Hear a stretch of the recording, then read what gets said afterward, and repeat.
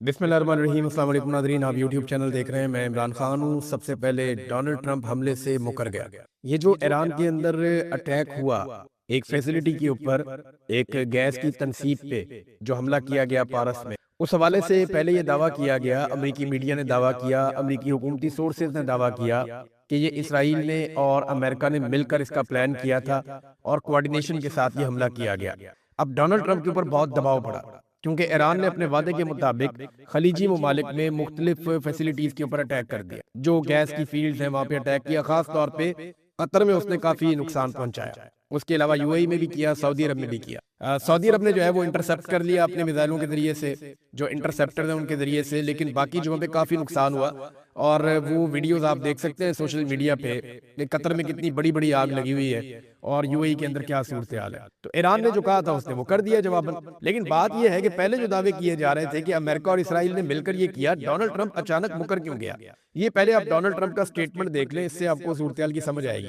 मैं उर्दू में आपको ट्रांसलेट कर देता हूँ। डोनाल्ड ट्रंप ने कहा इसराइल ने ये जो स्टेप लिया मिडिल ईस्ट में, ये गुस्से के अंदर लिया। जो कुछ मिडिल ईस्ट में हो रहा है वो ईरान की एक फैसिलिटी के ऊपर जो साउथ पारस में है गैस फील्ड, उसके ऊपर अटैक कर दिया और उसके एक हिस्से को नुकसान पहुंचाया। डोनाल्ड ट्रंप ना इसके नुकसान को कम करके दिखाना चाहते हैं, चाहे वो कतर का है चाहे वो ईरान का है, क्योंकि जितना नुकसान बढ़ेगा उतनी डोनाल्ड ट्रंप की बदनामी होगी। अब ये डोनाल्ड ट्रंप ने कहा जनाब कि इसके अंदर तो मुझे पता ही नहीं था और ना हमें इसके बारे में आगाह किया गया। डोनाल्ड ट्रंप कहता है इसराइल ने ये खुद ही किया है और उसके बाद वो ये कहता है कि बदकिस्मती से ईरान ने उसके रद्द अमल के बाद जो कुछ किया और जिस किस्म का ईरान ने अटैक किया कतर पे, उसको डोनाल्ड ट्रंप ने बहुत गलत करार दिया।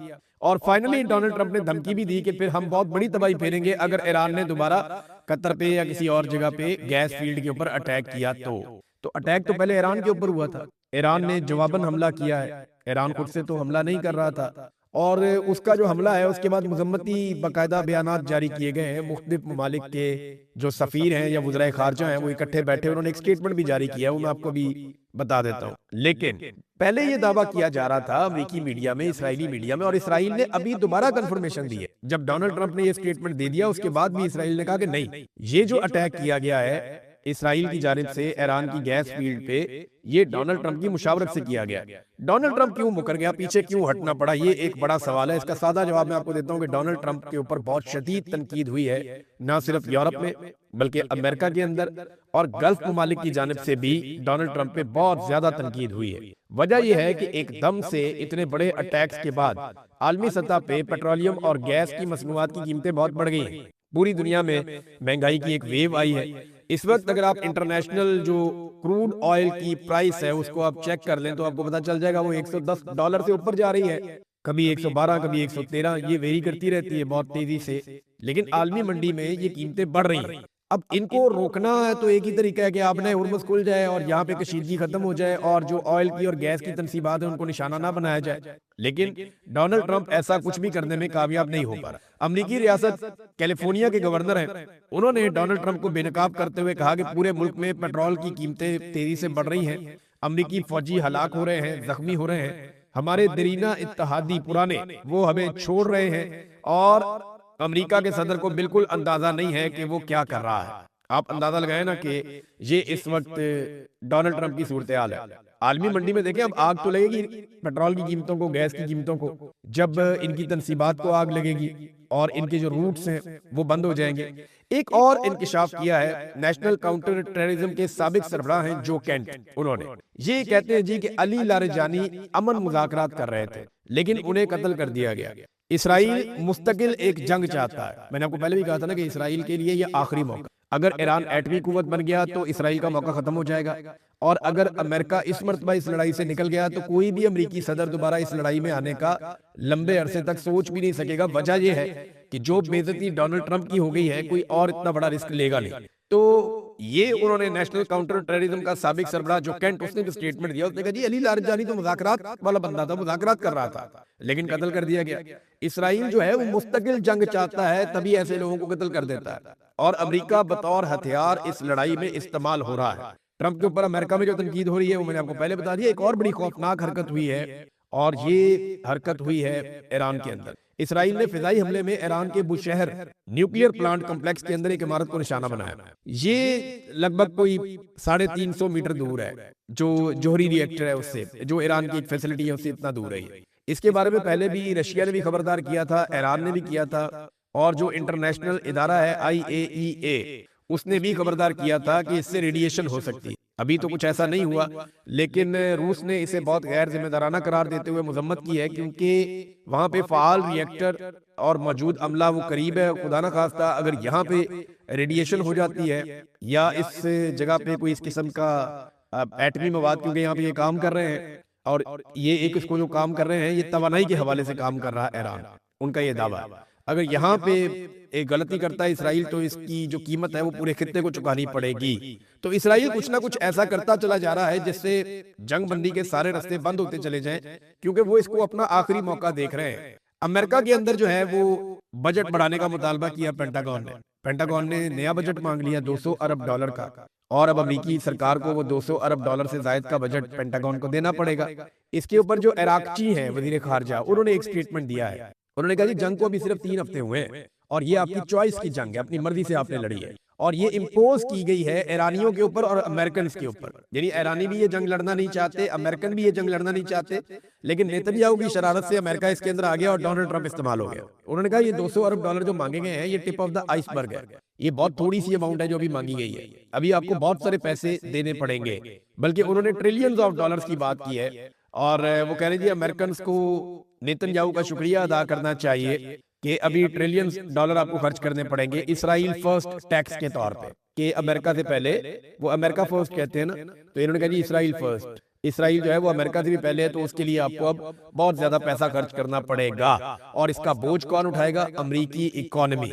देखिए ये $200 अरब सीधे सीधे ही मांग लिए पेंटागन ने, जिस ईरान के खिलाफ मांगे। ईरान का मिलिट्री बजट पता कितना है? ईरान का टोटल मिलिट्री बजट है $7.3 अरब, यानी वो $7.5 अरब भी टोटल मिलिट्री बजट नहीं है। अमेरिका का इतना बड़ा मिलिट्री बजट है, उन्होंने $200 अरब मजीद मांग लिए ईरान से लड़ने के लिए, जिसका मिलिट्री बजट $7.3 अरब। पाकिस्तान का मिलिट्री बजट जो है वो टोटल मिला के कोई $7.6 अरब बना। लेकिन ये अमेरिकन तो पैसे फूंकते हैं जंग के अंदर, हम सब जानते हैं, और जंग ही एक ऐसा कारोबार है जिसमें दुनिया, असला बनाने वाली कंपनियां, ये सारे बड़े बड़े लोग ये पैसा बनाते हैं और इसमें बेशुमार पैसा बनता है। नाज़रीन, रॉयटर्स के मुताबिक एक खबर आई है कि अमेरिका ग्राउंड के ऊपर अपने फौजी उतारना चाहता है ईरान में, और अगले हफ्ते ये दावा किया जा रहा है कि इसमें कोई डेवलपमेंट हो सकती है। अमेरिकन जो है ना वो अब तक मुख्तलिफ एरिया पे बात करते चले आए हैं, और एक एरिया जिसे आप खारज जजीरे के नाम से जानते हैं, जहाँ पे ईरान की बहुत बड़ी फैसिलिटी है ऑयल्स के हवाले से, अब वहां पे अमेरिकी अपने फौजी उतार सकते हैं, ये दावा किया जा रहा है। उसको वो एक आसान हदफ समझते हैं, लेकिन मैं पहले भी आपको बता चुका हूं कि ईरान खुदकुशी वाले मोड में है। वो खारज जजीरे को तबाह कर देगा अगर वहां पे अमेरिकी फौजी मौजूद हुए, और वो उनके ऊपर वहां पे अटैक करेगा। अव्वल तो वो आने नहीं देगा, लेकिन अगर वो वहां तक आ गए तो वो उनके ऊपर हमला करेगा, ईरान बाज नहीं आएगा।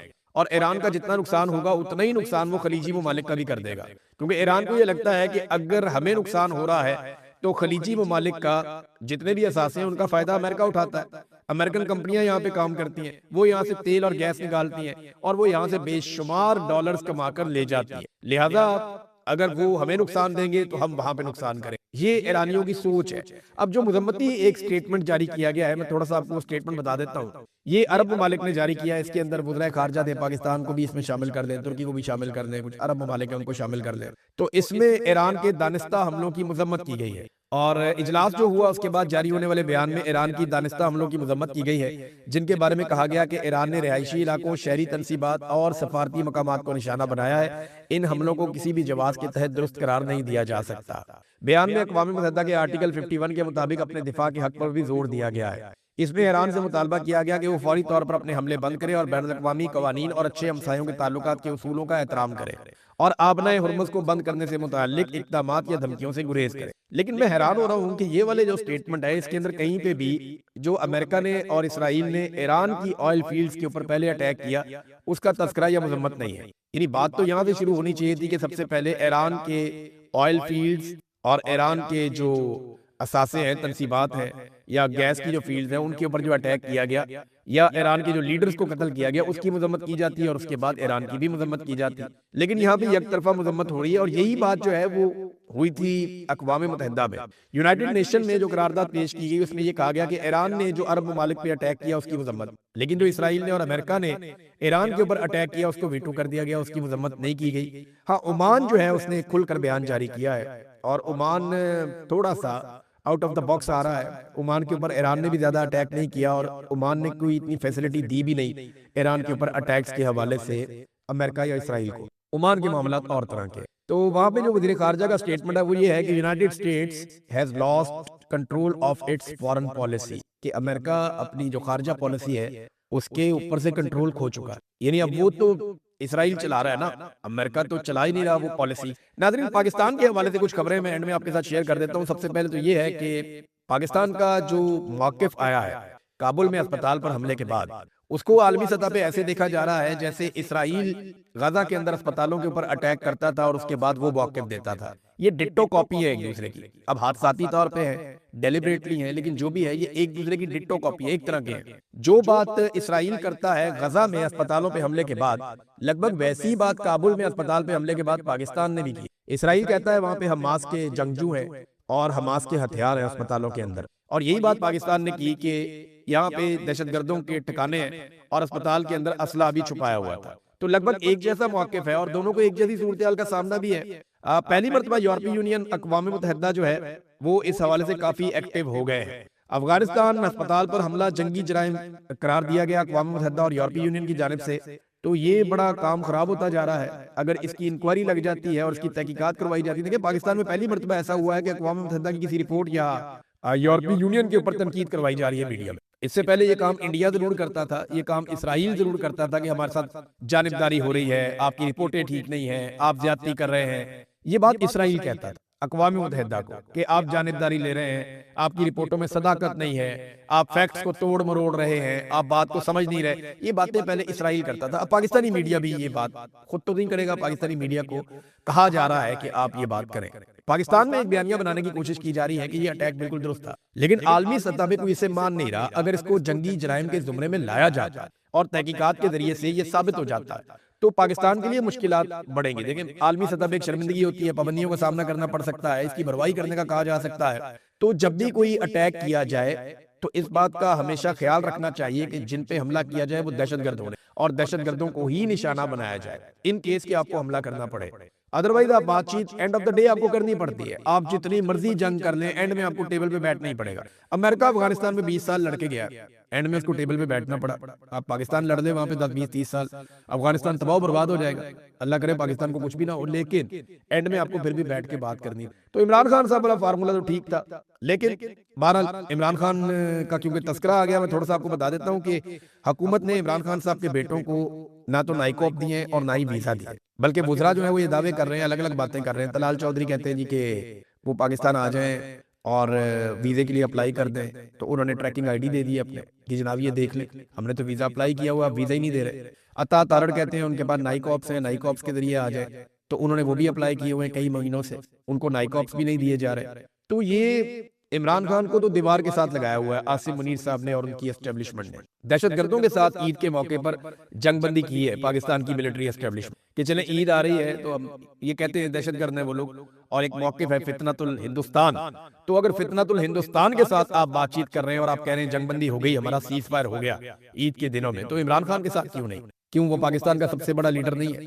क्या वो पाकिस्तान में सबसे ज्यादा वोट लेने वाला आदमी नहीं है? क्या वो पाकिस्तान का साबिक वज़ीर आज़म नहीं है? क्या वो पाकिस्तान का सबसे मकबूल आदमी नहीं है? ये बात सच है, वो मुझे वतन आदमी है, सब उसे जानते हैं, कौम के लिए लड़ रहा है वो। देखिए ना, इमरान खान के साथ ये सारा कुछ क्यों हो रहा है? वहाँ अफगानिस्तान के साथ आपने जंगबंदी कर दी फितनतुल हिंदुस्तान करार देकर, वो इसलिए कि उसके लिए आलमी सतह पे आवाजें उठी बड़ी बड़ी। इमरान खान के लिए आलमी सतह पे कोई बड़ी आवाज उठती नहीं, और जिनके लिए इमरान खान आवाज उठा रहा है वो गरीब लोग इमरान खान के लिए आवाज उठाते नहीं। वो सारे सिर्फ दुआएं ही कर रहे हैं और ख्वाहिश का इजहार कर रहे हैं कि इमरान खान जीत जाए, लेकिन प्रैक्टिकली उनको ये लड़ाई लड़नी पड़ेगी पाकिस्तानियों को अल्टीमेटली, क्योंकि ये आपकी लड़ाई है, आपको खुद लड़नी पड़ेगी। एक खबर मैं आपको एंड में और देता हूं, ये 2026 की सालाना threat assessment of United States intelligence community report आई है मार्च 2026 की। इसमें कश्मीर को इंडिया की यूनियन करार दिया गया है इस रिपोर्ट में।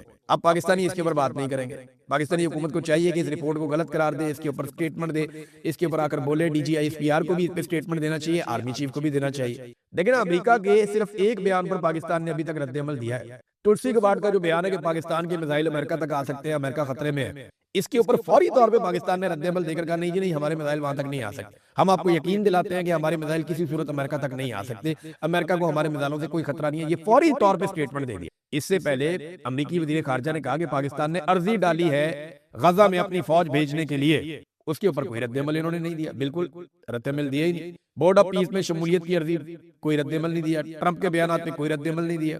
कश्मीर को भारत में शामिल करना, इसके ऊपर कोई रद्दमल नहीं दिया। फलस्तीनी रियासत के क़याम से अमेरिका का इनकार करना, इसके ऊपर कोई रद्दमल नहीं दिया। मस्जिद अक्सा की जगह हैकल सुलेमानी की तामीर का स्टेटमेंट देना, कोई रद्दमल नहीं दिया। तो पाकिस्तान ने रद्दमल सिर्फ एक चीज पे दिया कि अमेरिका को हमसे कोई खतरा नहीं है, बाकी अमेरिका जो मर्जी करी जाए, इन्होंने कोई रद्दमल कभी दिया ही नहीं। बहरहाल इस व्लॉग में अब तक के लिए इतने, अपना ख्याल रखिएगा, अपने चैनल का भी। अल्लाह हाफ़िज़।